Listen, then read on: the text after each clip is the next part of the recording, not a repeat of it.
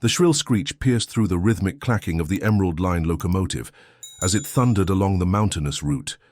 Engineer Paul Ingram's weathered hands gripped the controls tightly, his concentration unwavering as he navigated the steep grade. The morning sun cast long shadows across the tracks ahead, illuminating the dense forest that hugged the railway on both sides. "Stop now! Stop now!" The voice came again, unnaturally clear despite the roaring engine. Paul's head snapped around, seeking the source of the command. His eyes widened as they locked onto a brilliant emerald-green parrot perched atop the control panel, its feathers ruffled and eyes wild with what could only be described as desperation. "What in the—" Paul started, but the bird cut him off. "Stop now! Danger ahead! Stop now!" The parrot flapped its wings frantically, hopping closer to Paul. Conductor Leanne Turner burst through the cabin door, her uniform immaculate despite the early hour. "Paul, we've got a situation in car 3. A passenger is—" She froze mid-sentence, staring at the vibrant intruder. "Is that a parrot?" "Stop, train. Stop now." The bird continued its frenzied warning. Paul hesitated, his hand hovering over the emergency brake. In his decades on the Emerald Line, he'd encountered his share of unusual situations, but never had a talking bird invaded his locomotive, demanding he stop the train. Protocol dictated clear procedures for emergency stops, wildlife on the tracks, system malfunctions, track obstructions, but nowhere in the manual was there guidance for avian interventions. "This is absurd," Leanne said, reaching for the bird. "Someone's pet must have escaped. I'll take it back to the passenger cars." The parrot evaded her grasp with surprising agility, swooping to land directly on the emergency brake lever. "Danger! Bridge! Stop now!"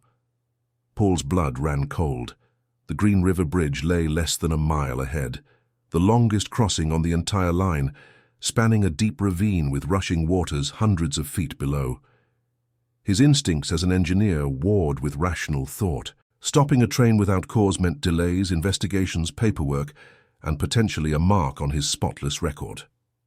"Paul," Leanne said slowly, "you're not actually considering—" The decision crystallized in an instant. Paul's hand shot forward, closing around the emergency brake. The locomotive screamed in protest as the brakes engaged, the sudden deceleration throwing both humans against the forward console. The parrot maintained its perch, somehow anticipating the jarring stop. "Control, this is Emerald Line 729, Paul called into his radio. "Emergency stop initiated at mile marker 237, approaching Green River Bridge. Possible." He hesitated, looking at the parrot. "Possible track obstruction ahead." Static crackled before the response came. "Emerald 729, confirm nature of obstruction, over." Before Paul could respond, the cabin door burst open again. Her tall, striking woman with copper-red hair stood in the doorway, her elegant attire suggesting she belonged in the first-class compartment rather than the locomotive cabin. "Dante!" she exclaimed, shoulders sagging with relief at the sight of the parrot. "Thank goodness!" The bird, Dante, apparently immediately flew to her extended arm, settling there with newfound composure. "Ma'am, passengers aren't permitted in the locomotive," Leanne started, regaining her professional demeanor. The woman's expression shifted from relief to urgency. "My name is Isabel Lowry. I'm with the Department of Transportation's Safety Division." She produced an identification badge from her jacket pocket.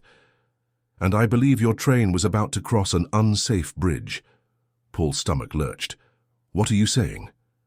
"I was on my way to perform an emergency inspection," Isabel explained, stroking the parrot's feathers as she spoke. "We received reports of structural concerns following yesterday's floods. My team is already on site, but I was dispatched to prevent any crossings until the assessment is complete." "And the bird?" Leanne asked, skepticism evident in her tone. Isabel's expression softened momentarily. "Dante is a specially trained assistant. He's been with me for years."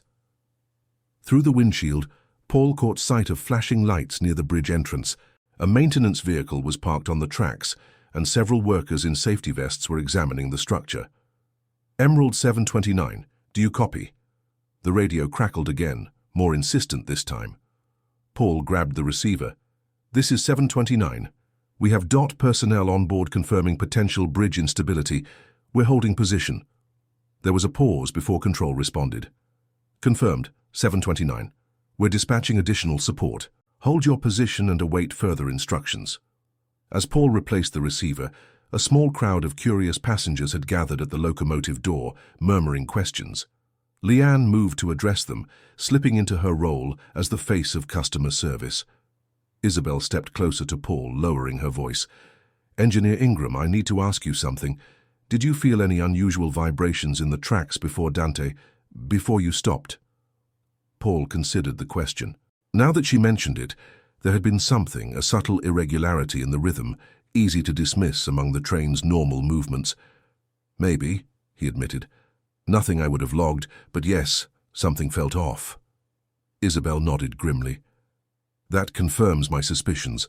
The flooding likely undermined the eastern support column. If you'd taken the train across at full speed. She left the sentence unfinished, but the implication hung heavy in the air. How did you know? Paul asked, glancing at the parrot, who was now calmly preening its feathers, as if it hadn't just potentially saved hundreds of lives. And how did he get into my locomotive? A flicker of something, hesitation perhaps, crossed Isabel's face. Dante has exceptional hearing and can detect vibration patterns I've trained him to recognize. As for how he got in here, she smiled faintly. He's resourceful when he needs to be. Paul wasn't entirely satisfied with this explanation, but before he could press further, his radio crackled again. Emerald 729, this is Control. We have confirmation from the bridge inspection team. Structural integrity compromised on the eastern support. Repeat, bridge is confirmed unsafe for crossing. All rail traffic is suspended until further notice.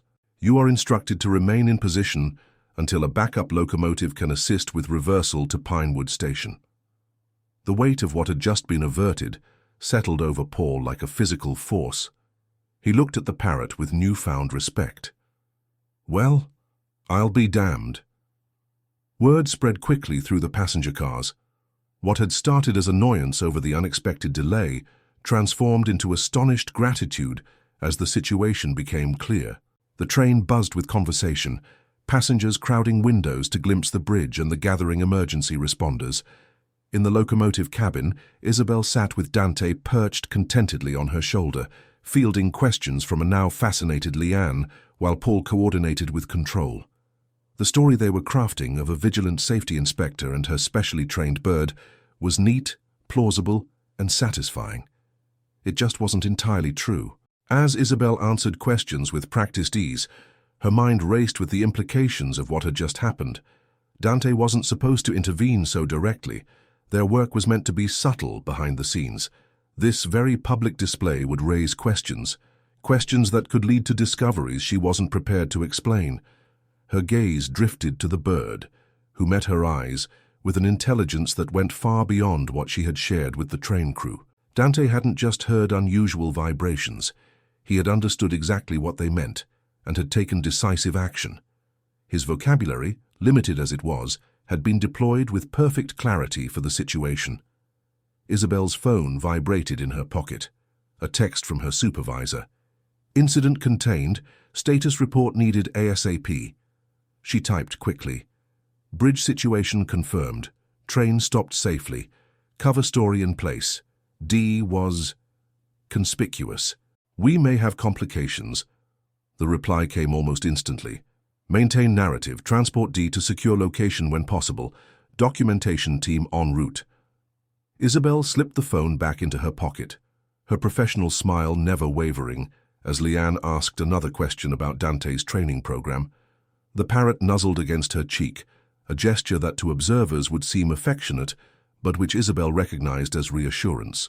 They had prevented a tragedy today, but at what cost to their secrecy? As the morning sun climbed higher, casting the stalled train in golden light, Isabel couldn't shake the feeling that this incident was just the beginning of something much larger than a single averted disaster. Outside, beyond the gathered emergency responders and maintenance crews, a figure stood partially concealed by the tree line. Through high-powered binoculars, they observed the locomotive, focusing particularly on the striking woman with the emerald parrot. After several minutes of observation, they lowered the binoculars and made a brief call. Target confirmed, they said quietly. The bird, intervened directly, proceeding to secondary position. Miles away, in a modest apartment cluttered with newspaper clippings and maps, a wall displayed dozens of photographs, trains, bridges, and inexplicable rescues spanning years. In many of the images, barely noticeable in the background, was a flash of emerald green. The mystery of the Emerald Line was about to deepen, and the truth behind Dante's warning would prove more extraordinary than anyone aboard the train could possibly imagine. The sun sat heavy on the horizon by the time the backup locomotive arrived to tow the Emerald Line train back to Pinewood Station. The passengers disembarked into a station buzzing with news crews and officials, all eager to report on the near catastrophe and miraculous intervention. Paul Ingram fielded questions with an engineer's practicality. "I responded to indicators of potential track instability," he explained, carefully avoiding mention of the Parrot. The railroad company's public relations team had been explicit in their instructions.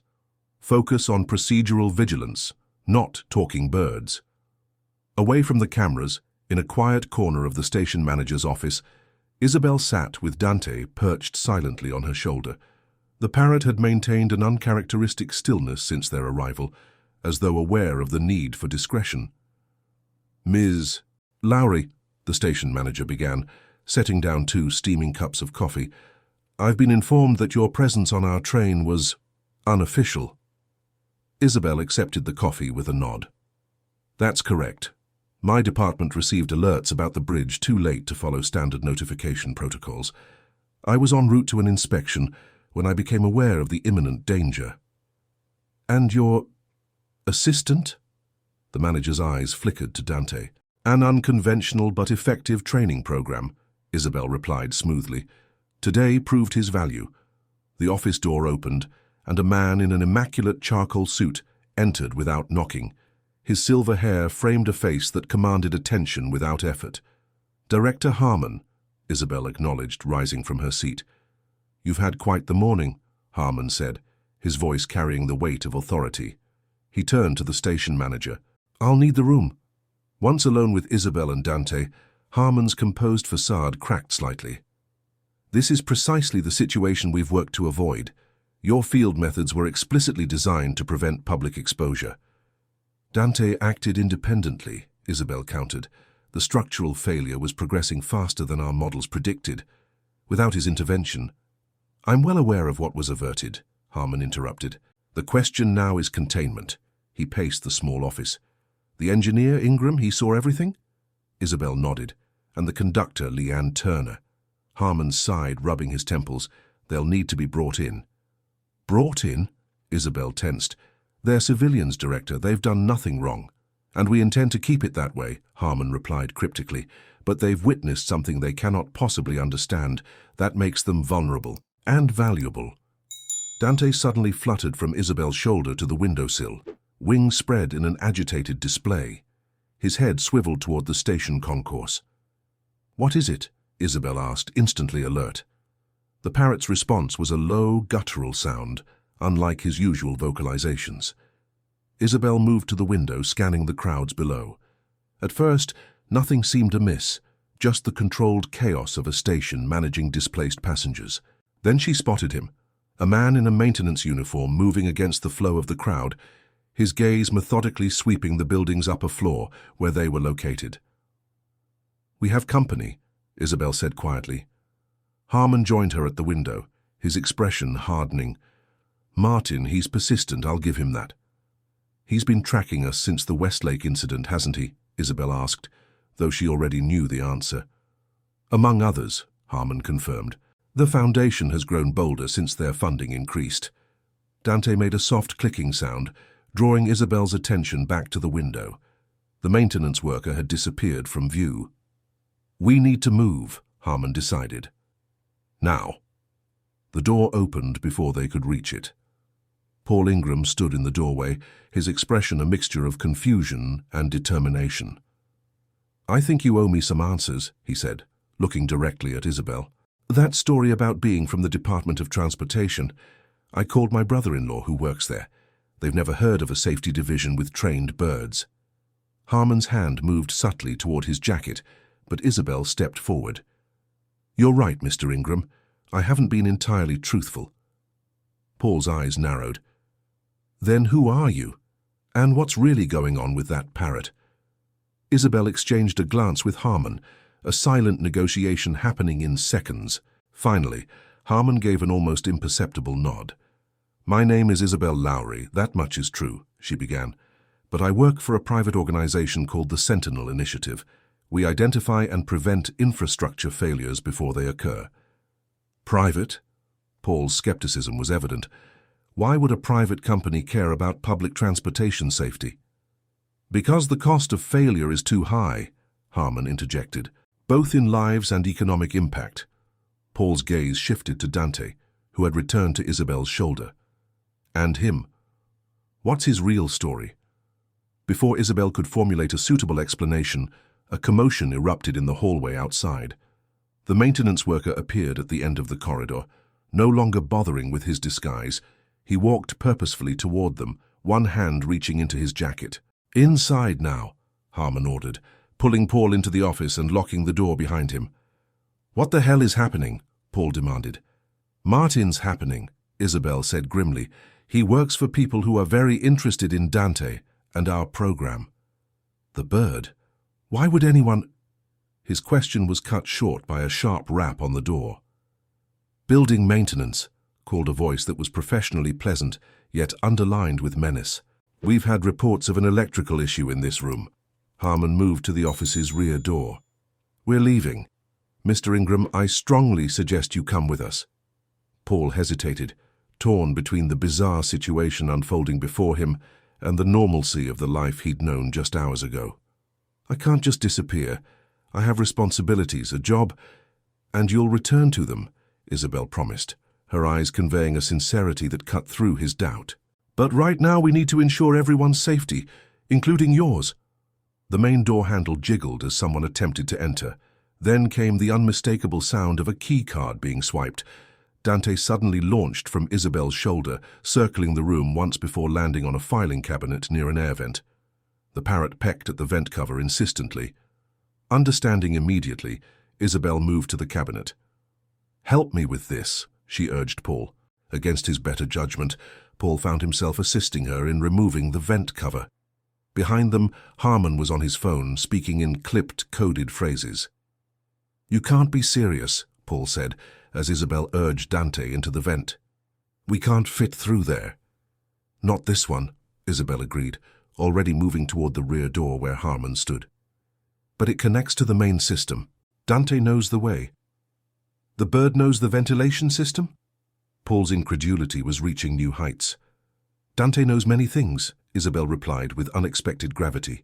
That's precisely why Martin wants him. The lock on the main door clicked. In one fluid motion, Harmon opened the rear door, ushering Isabel and a still bewildered Paul through it. What about your bird? Paul asked as they hurried down a service corridor. Dante will find us, Isabel assured him, her confidence absolute. He always does.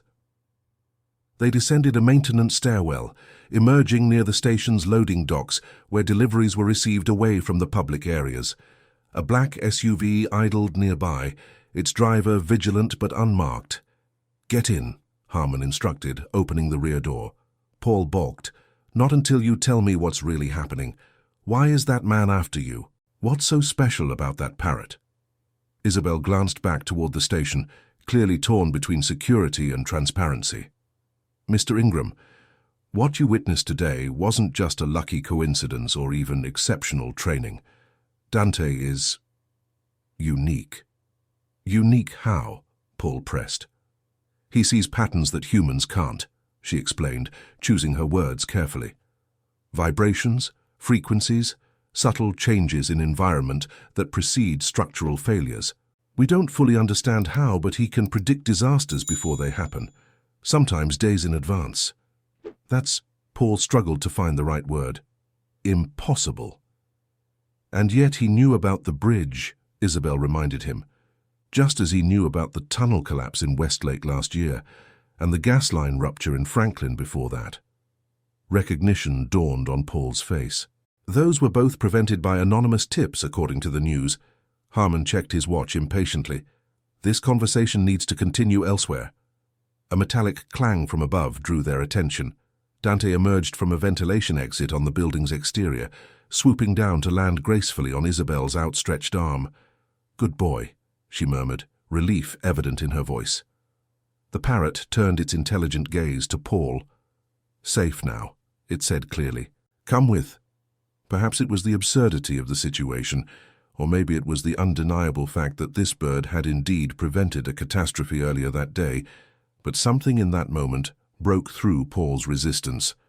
"All right," he conceded, climbing into the SUV. "But I want the whole truth, not just convenient pieces of it." As the vehicle pulled away from the station, Isabel's phone chimed with an incoming message. Her expression grew troubled as she read it. "What is it?" Harmon asked. "It's from our monitoring team," she replied, showing him the screen. "They've detected another anomaly. Similar pattern to the bridge, but much larger in scale." "Where?" Harmon's voice had taken on a new urgency. Isabel met Paul's eyes as she answered. "The Cascade Tunnel, the main line through the mountains." Paul felt a chill run through him. "That tunnel serves dozens of trains daily, passenger and freight, including hazardous materials," Isabel added grimly. Dante, who had been quietly perched on Isabel's knee, suddenly became agitated. "Danger! Big danger! Help now!" Harmon directed the driver to change course. "How long do we have?" Isabel studied the data on her phone. Based on Dante's previous predictions and these readings, less than 48 hours. "And Martin knows," Harmon concluded, his expression dark. "That's why he's here." Paul looked between them, the magnitude of what he'd stumbled into finally becoming clear. "You're saying we're headed toward another disaster, and your bird is the only one who can prevent it." "Not alone," Isabel corrected, her gaze steady and determined. "That's why we need you, Mr. Ingram. You're an experienced engineer who knows those mountain routes better than anyone." "And who people will listen to," Harmon added meaningfully. Outside the window, the landscape blurred as they sped away from Pinewood Station. Paul couldn't help but feel he had crossed an invisible threshold into a world where talking parrots predicted disasters and mysterious organizations operated in the shadows to prevent them. Yet as bizarre as it all seemed, the evidence was perched right in front of him, emerald feathers gleaming in the fading daylight. Dante had been right about the bridge. What if he was right about the tunnel too? The stakes had suddenly become much higher than a delayed train or a damaged career. If Isabel was telling the truth, and Paul was beginning to believe she was, countless lives now hung in the balance, and somehow he had become essential to saving them. The mountain road twisted sharply as their SUV climbed toward the Sentinel Initiative's field headquarters, a renovated fire lookout tower that offered panoramic views of the Cascade Range and, most importantly, the western entrance to the massive railway tunnel running through it. Paul stared at the mobile command center that had been established inside. Monitors displayed tunnel schematics, vibration readings, and train schedules. A team of specialists worked with quiet efficiency, acknowledging Harmon with respectful nods as he entered. "Welcome to Sentinel Outpost 7, Isabel said, guiding Paul to a central workstation. Dante perched on a specially designed stand nearby, watching the proceedings with attentive eyes. "You've been operating all of this without any official oversight?" Paul asked, gesturing to the sophisticated equipment. "We operate with unofficial sanction," Harmon clarified, joining them. "Certain government officials value our work, but prefer plausible deniability." A technician approached with a tablet. "Director, we've compiled the latest data. The vibration patterns indicate progressive structural weakening in the central section of the tunnel. At current rates, we're looking at potential collapse within 26 hours. That's 3 express passenger trains and 7 freight carriers," another analyst called out, "including 2 with hazardous materials." Paul studied the schematic display, his engineer's mind immediately identifying the critical points. The weak section is directly beneath Carson's Ridge. If it collapses, the entire mountain face could slide, Isabel finished grimly. "We're not just talking about trapped trains. The derailment of those hazmat carriers could contaminate the watershed for the entire valley." "Can't you just alert the railway authorities?" Paul asked. "Shut down the line until it's inspected?" Harmon's expression tightened. "That's where things get complicated. The Foundation has operatives in key positions throughout the transportation infrastructure. Our previous attempts to issue warnings through official channels have been intercepted and dismissed. The Foundation? Paul's frustration was mounting. You keep mentioning them. Who are they exactly? Isabel exchanged a look with Harmon before explaining. They began as legitimate researchers studying predictive capabilities in animals, but over time their approach changed. They believe creatures like Dante should be studied in controlled settings, not deployed in the field. They want to cage him, Paul realized, looking at the parrot with new understanding. Worse, Isabel corrected. They want to replicate his abilities through invasive methods. Their funding comes from private interests who see the military and security applications. While we focus on prevention and protection, Harmon added, it's an ideological divide that's become increasingly dangerous. A communications specialist interrupted urgently. Director, we're receiving reports of unusual activity at both tunnel entrances. Railway security personnel we don't recognize. Martin moves quickly, Harmon muttered. He's securing the tunnel access points. Why would he do that? Paul asked. If the tunnel is in danger of collapse. Because Martin doesn't believe in Dante's predictions, Isabel explained. Or rather, his superiors don't. They think we fabricate these threats to justify our program and gain access to critical infrastructure. They think we're the frauds, Harmon said bitterly. The room fell silent as the implications sank in. If they couldn't access the tunnel to provide evidence of the structural weakness and couldn't convince authorities of the imminent danger, hundreds of lives would be at risk. Dante suddenly flew from his perch to a map on the wall, tapping insistently at a location with his beak. Isabel moved to the map. What is it, Dante? Other way. Other way in, the parrot insisted. Paul joined her, studying the area Dante indicated. That's an old maintenance tunnel. It was used during the original construction but was sealed off after completion. Sealed how? Harmon asked, hope kindling in his eyes. Officially, with concrete barriers, Paul said. But I've heard stories from the older engineers that it's actually still accessible. They used to use it for unofficial inspections when management was cutting corners on maintenance. Isabel's face lit up. Can you find it? Paul hesitated only briefly. Yes. But even if we can access the tunnel, how do we prove the danger? We need evidence that can't be dismissed. We have this, a technician said, bringing over a specialized case. Inside were seismic sensors far more advanced than standard equipment. These can provide indisputable data on the structural integrity. And we have you, Isabel added, a respected engineer with decades of experience. Your assessment, backed by our data, might be enough to convince the right people. It's our only chance, Harmon concluded. As night fell over the mountains, a small team assembled at the trailhead. Paul, Isabel, and 2 Sentinel technicians would make the trek to the hidden entrance, while Dante would guide them from above.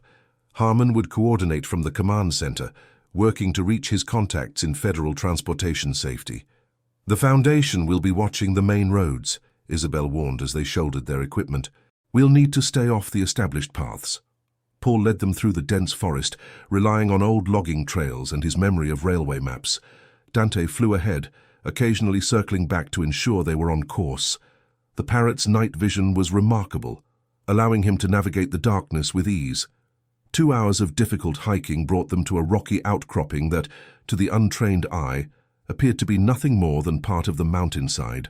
Paul ran his hands along the stone surface until he found what he was looking for, a nearly invisible seam. "Help me with this," he requested. Together, they shifted what turned out to be a camouflaged door, revealing a narrow tunnel reinforced with old timber supports. "The railway company doesn't know this exists?" Isabel asked as they switched on their headlamps. "If they do, they don't acknowledge it," Paul replied.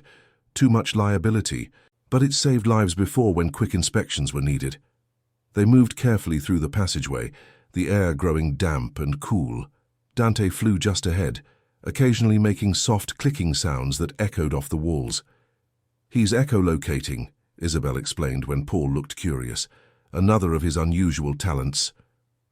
After 20 minutes of cautious progress, they reached a junction where the maintenance tunnel intersected with the main railway tunnel. Paul checked his watch. The midnight freight passed through 10 minutes ago. We have a 40-minute window before the next train. The technicians immediately set to work, placing sensors at key structural points. Paul examined the tunnel walls with an expert eye, noting the hairline cracks and water seepage that confirmed his worst fears. "This is bad," he said quietly to Isabel. "These support arches are showing signs of critical stress. Dante was right again." Isabel nodded grimly. "The sensors will quantify exactly how bad." As the technicians gathered data, Dante became increasingly agitated, flying back and forth along the tunnel section and making distressed sounds. "Something's wrong," Isabel said, watching him closely. A moment later, their headlamps illuminated figures entering the tunnel from both directions, railway security personnel, but with an efficiency of movement that suggested military training. "Foundation operatives," Isabel whispered. "They must have been tracking us." They ducked behind a maintenance alcove as the figures advanced, their own lights sweeping the tunnel interior. "We can't let them find the sensors before they complete the readings," one technician whispered urgently. Paul made a quick decision. "I'll distract them. When I give the signal, take the data and get out through the maintenance tunnel." Before Isabel could protest, Paul stepped out into the main tunnel, his hands raised. "Evening, gentlemen. Paul Ingram, Railway Engineering Division, conducting an unscheduled inspection." The lead operative regarded him suspiciously. "This tunnel is currently restricted. Authorization code?" Paul feigned confusion. "Restricted? That's not what dispatch told me. Let me call this in." "No calls," the man cut him off sharply. "You'll need to come with us for verification." "Now look here," Paul began, deliberately raising his voice to cover the sound of the technicians retrieving their equipment. "I've been with the railway for 30 years. When a potential structural issue is reported, it's my job to investigate." The distraction worked for a few precious moments. Then Dante, unable to contain himself any longer, swooped overhead with a shrill call. "The bird!" one operative shouted. "It's the Sentinel Parrot!" Chaos erupted. Isabel emerged from hiding, abandoning stealth now that their cover was blown. "We have the data! We need to move! Now!" One of the operatives lunged for her, but Dante intervened, dive-bombing the man's face with furious precision. Paul took advantage of the confusion to grab Isabel's arm, pulling her toward the maintenance tunnel entrance. "Stop them," a voice commanded. Martin, Paul realized, recognizing the man from the station. They raced through the narrow passage, the technicians just ahead with the precious sensor data. Behind them, footsteps and shouts echoed as their pursuers gave chase. "They'll follow us back to the command center," Isabel gasped as they ran. "No, they won't," Paul replied, pausing at a junction to release a rusty lever mounted on the wall. An old emergency system activated, dropping a heavy steel plate that sealed the passage behind them. When they finally emerged into the cool night air, Harmon was waiting with an extraction team. "We got the data," Isabel reported breathlessly. "It confirms everything. The tunnel is critically compromised." Harmon nodded grimly. "Our window just got smaller. The Foundation has somehow convinced Railway Control to move up the schedule. The first passenger train will enter the tunnel in less than 3 hours." Back at the command center, the sensor data painted a dire picture. The tunnel's central section was far more compromised than even their models had predicted. Even without a full collapse, the vibration from the next heavy freight train could trigger a cascade failure, a structural analyst explained, pointing to the weakest points. Passenger trains might make it through, but the freight carriers with the hazardous materials definitely won't. "We need to reach someone with the authority to shut down this line immediately," Paul insisted. Harmon's expression was grim. "My contacts have gone silent. The Foundation's influence runs deeper than we realized." A communications specialist interrupted. "Sir, we're receiving a transmission. It's Martin. He's requesting to speak with you." On the main screen, Martin's face appeared, composed and professional despite the confrontation in the tunnel. "Director Harmon," he began without preamble, "your operatives were caught trespassing in a restricted railway tunnel with unauthorized equipment. This crosses a line even for Sentinel." "Cut the act, Martin," Harmon replied coldly. "Your people know exactly why we were there. The tunnel is failing. If those trains go through, nothing will happen," Martin interrupted. except that your fear-mongering will once again be exposed. We've conducted our own inspections. The tunnel is structurally sound." Paul stepped forward into view. "I'm Paul Ingram, senior engineer for the Emerald Line. I've personally inspected that tunnel, and I'm telling you, it's not safe." Martin's expression flickered with surprise at the new face. "Mr. Ingram, your reputation precedes you, which makes it all the more disappointing to see you caught up in Sentinel's deceptions." "Show him the data," Isabel urged. The screen split to display the sensor readings. Paul explained the technical implications in the clear, authoritative manner that had earned him respect throughout his career. "These readings are conclusive," he finished. "That tunnel will not survive the freight transport scheduled for the morning." For the first time, uncertainty crossed Martin's face. "These could be fabricated." "Then send your own inspection team," Paul challenged, "but delay those trains until they've verified the findings. If I'm wrong, I'll surrender my engineering license. But if I'm right—" The unspoken consequences hung in the air between them. Martin was silent for a long moment. Then, "I'll recommend a 12-hour delay for additional inspection." "Not good enough," Harmon countered. "The freight carriers need to be rerouted, not delayed." "That is beyond my authority," Martin said stiffly. Isabel stepped forward. "Then connect us with someone who has that authority, now." The standoff lasted several tense seconds before Martin nodded curtly. "Very well." What followed was a flurry of high-level communications, with Paul presenting the evidence to increasingly senior officials. His reputation, combined with the undeniable sensor data, finally broke through the bureaucratic resistance. 3 hours later, as dawn broke over the mountains, they received confirmation. All trains had been rerouted away from the Cascade Tunnel, pending a full structural assessment. The relief in the command center was palpable, but short-lived. A seismic monitor began registering activity beneath Carson's Ridge.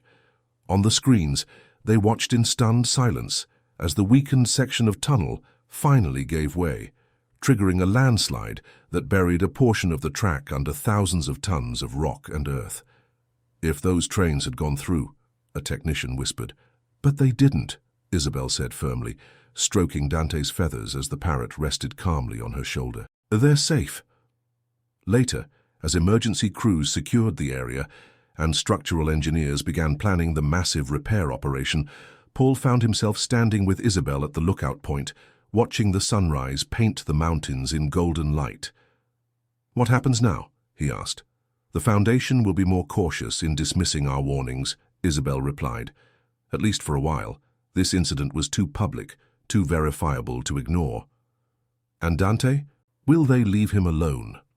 Isabel smiled faintly. "They'll try to replicate his abilities with their own program. They always do. But they won't succeed because they're missing the most important element." "Which is?" "The relationship," she said simply, as Dante nuzzled against her cheek. "They see him as a tool or a specimen. They don't understand that his abilities are enhanced by trust and purpose. He doesn't just detect patterns, he cares about preventing harm." Paul considered this. "So he's not just trained, he chooses to help." "Exactly. The training only gives him the vocabulary to communicate what he already understands." Director Harmon approached them, his typically stern expression softened by success.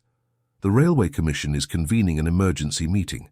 They're requesting your presence, Mr. Ingram, to discuss improved structural monitoring systems for all major railway infrastructure."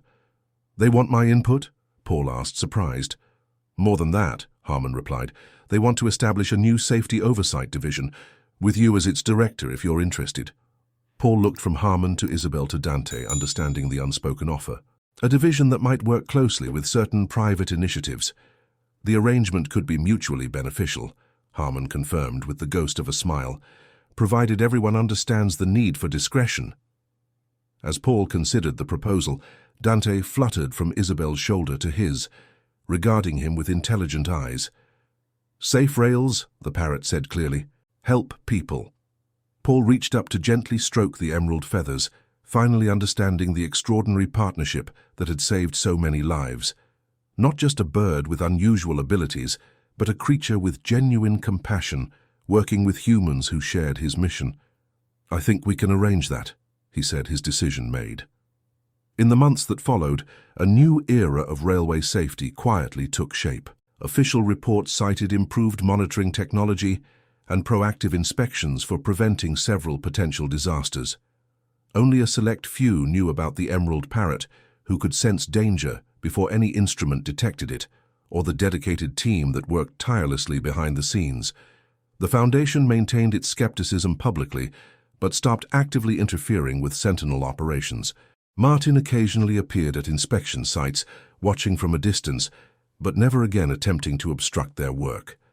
And on rail lines across the country, engineers began to take more seriously the old superstition that a bird in the cabin was a sign of good fortune.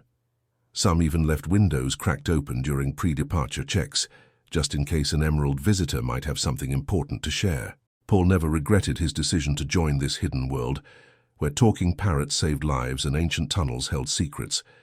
He had found a purpose greater than himself, a chance to protect countless unsuspecting travelers who would never know how close they had come to disaster or who had saved them. As for Dante, the remarkable parrot continued his vigilant watch, his warnings always heeded now without question. His vocabulary expanded, his confidence grew, and his bond with Isabel deepened with each success. Together, this unlikely team of humans and one extraordinary bird formed a silent guardian force, preventing tragedies before they could occur. Proof that sometimes the most powerful heroes are those whose greatest victories go completely unnoticed by the world they protect. Thank you for joining me on this journey into the world of captivating stories. I trust you found today's narrative as engaging as I did. If you enjoyed this exploration into fascinating and compelling narratives, kindly indicate your appreciation by liking this video. Are you watching on mobile? Show your appreciation with a double tap for hype. For more captivating stories and journeys into the heart of compelling storytelling, please subscribe to the channel and activate notifications so you don't miss a single upload. Your thoughts and interpretations are most welcome. Please share your perspectives on today's story in the comments below. And if you believe others would find this content engaging, please consider sharing the video with your network. Until our next journey into the world of captivating tales, I bid you farewell.